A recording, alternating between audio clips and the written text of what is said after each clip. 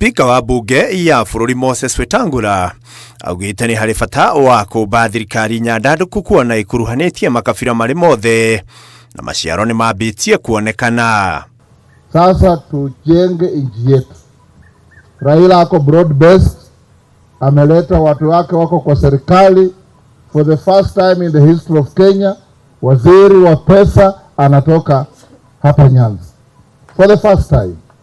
For the first time in the history of Kenya, Attorney General wa Kenya anatoka hapa Nyanza. Wetangula akiorota arĩa makoretwo makĩina rwĩmbo rwa ũtungata wa itĩna rĩmwe wa President William Ruto na thirikari yake, akiuga gũtirĩ mũtongoria bũrũri-inĩ ũyũ ũrĩ wathana kwa ihinda rĩa itĩna rĩmwe. Mzee Kenyatta alisukuma miaka 15 bila kusumbuliwa.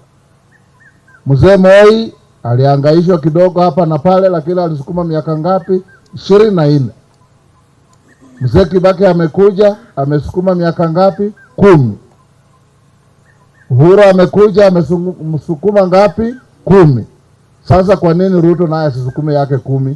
Oho Wetangula akĩonania kũregana na mĩario ya atongoria kĩrĩma arĩa makoretwo makiuga nĩo maihũririe gĩkabũ kĩrĩa gĩatũmire ũhotani wa thirikari ya Ruto, akiuga aikari a ithũĩro rĩa bũrũri nĩo marutire wĩra ũcio.